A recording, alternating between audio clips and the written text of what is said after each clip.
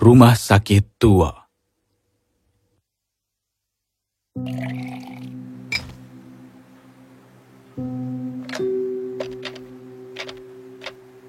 Ya, ada keadaan darurat apa? Aku ingat bekerja di gedung tua rumah sakit yang tidak lagi beroperasi kecuali laboratorium penelitian dan kamar mayat. Di luar sedang hujan, aku tidak ingat pernah melihat hujan yang begitu deras dalam hidupku. Aku melihat jam, saat itu pukul 2 malam. Bagaimana aku bisa duduk begitu lama? Thomas, aku tahu semuanya.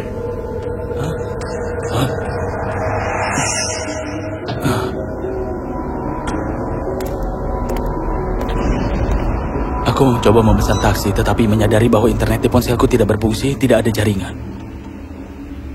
Anehnya, wifi juga tidak berfungsi. Ini aneh. Aku menyalahkan hujan lebat untuk jaringan. Mungkin aku harus meminta resepsionis untuk memesankan taksi untukku. Aku menelpon meja resepsionis. Tidak ada yang menjawab.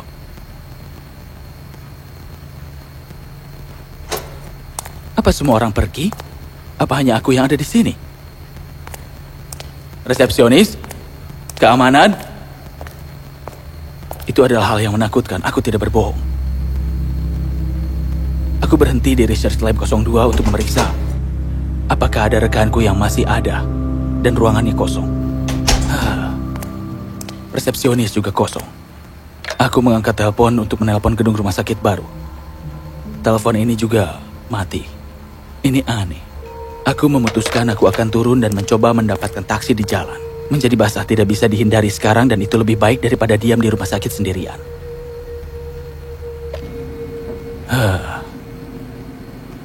Thomas, aku tahu semuanya. Ya ampun, ini pasti lift paling lambat di dunia. Tiba-tiba aku merasa seolah-olah ada seseorang di ujung koridor, tempat kamar mayat berada. Lampu redup di ujung lorong, jadi aku tidak bisa melihat apakah itu seseorang atau...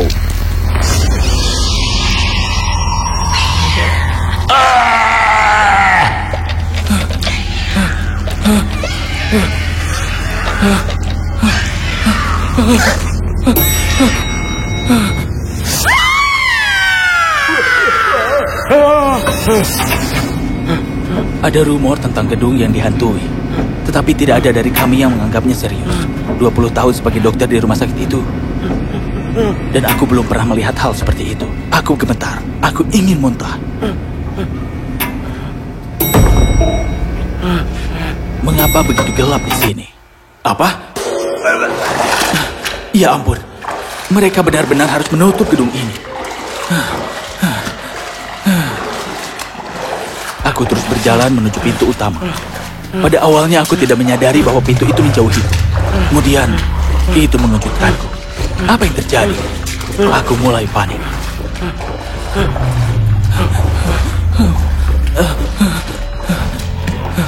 Aku berhenti dan melihat sekeliling ke dinding. Aku pikir aku melihat sesuatu bergerak. Jantungku rasanya akan copot. Lukisan di dinding mulai bergetar.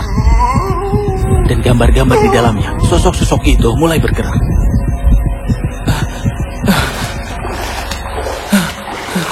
Saat aku hendak mencapai pintu, aku membuta mataku. Lampu sudah hidup kembali, dan anehnya tidak ada air. Aku berbalik untuk melihat koridor. Itu sepi, kecuali lampu yang berkedip-kedip. Selain itu biasa saja. Aku menghela nafas. Tapi kemudian saat aku berbalik, Apa kau tidak ingat aku, Thomas? perutnya menonjol. Seolah-olah ada seorang bayi di dalam perutnya. Siapa kau? Apa yang kau inginkan dariku? Aku ingin kau menerima kami. Jangan mendekatiku. Lihat, aku memperingatimu. Terimalah kami, Thomas. Saat dia mulai bergerak ke arahku, Aku mundur selangkah tanpa menyadari ada tangga di belakangku.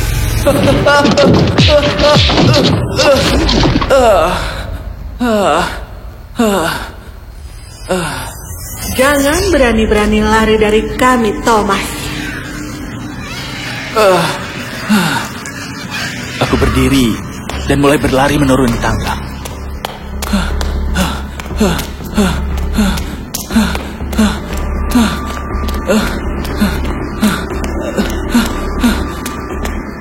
Aku terus berlari menuruni tangga. Tapi tak ada ujungnya. Aku tidak tahu apakah aku kehilangan akal atau ini sungguh terjadi.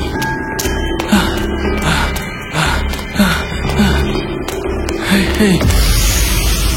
Siapa kau? Apa yang kau lakukan di sini? Kau tidak akan membiarkan aku datang ke dunia ini. Kenapa kau melakukan itu? Apa? Apa yang kau bicarakan?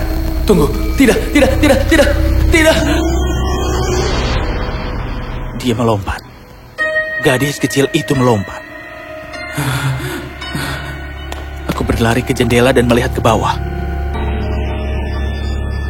Kepalaku berputar.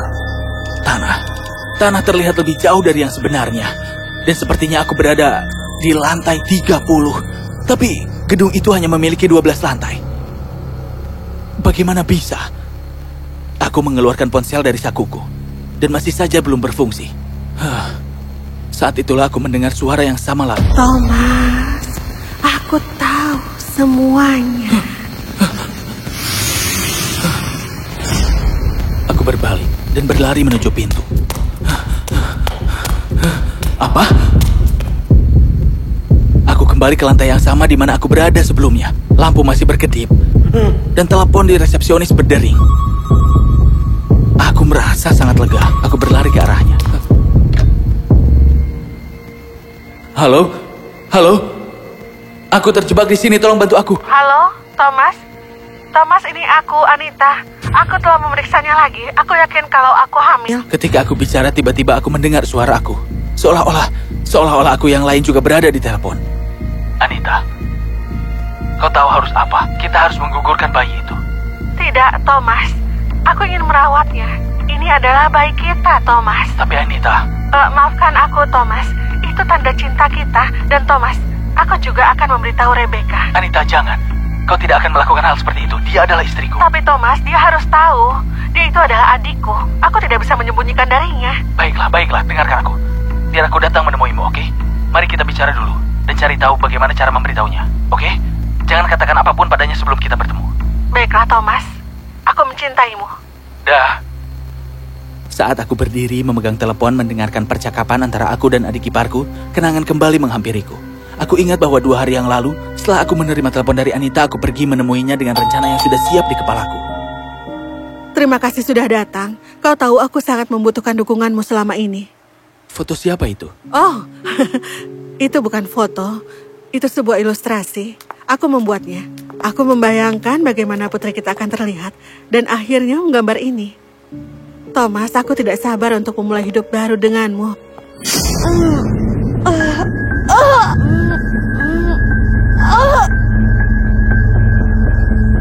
Ku beri dia kloroform. Dia jatuh ke lantai. Kemudian aku menyuntiknya dengan obat yang menghentikan jantung secara instan.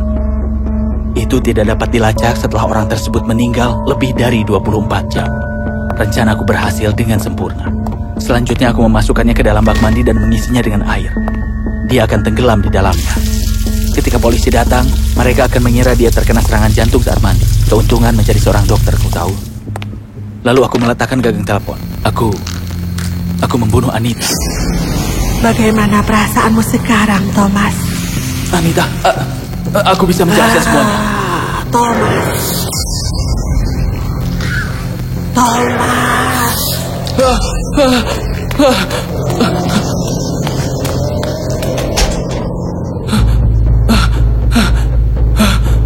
Aku mengeluarkan ponselku. Aku ingin menceritakan semuanya pada Rebecca. Hanya dia yang bisa menyelamatkanku saat itu. Tapi teleponku masih tidak berfungsi. Telepon bodoh.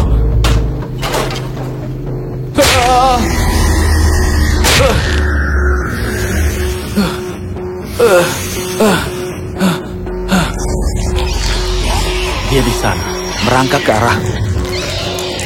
Tolong Anita, kumohon, aku mencintaimu. Kau tahu itu. Tapi dia tidak mendengar dan terus merangkak ke arahku.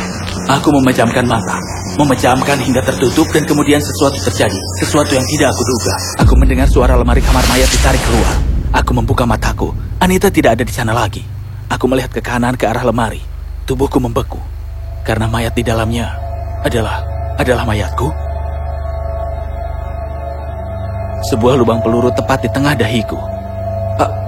Apa? Dan saat itulah aku tersadar. Aku ingat semuanya. Aku terbunuh kemarin oleh istriku yang menembakku. Jadi selama ini aku hanya...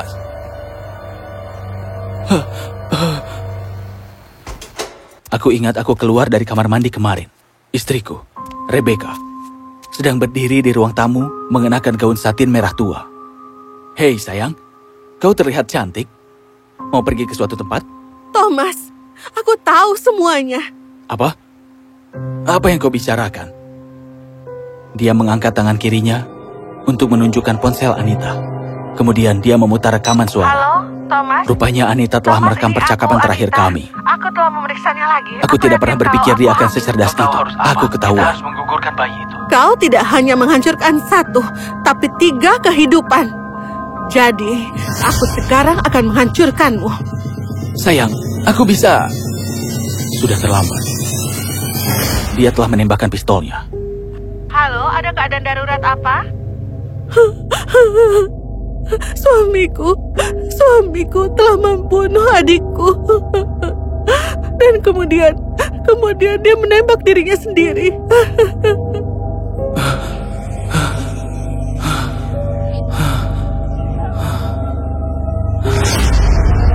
Ya, kita ditakdirkan untuk bersama sekarang. Selamanya, Thomas. Aku mendapatkan yang pantas kudapatkan. Tidak.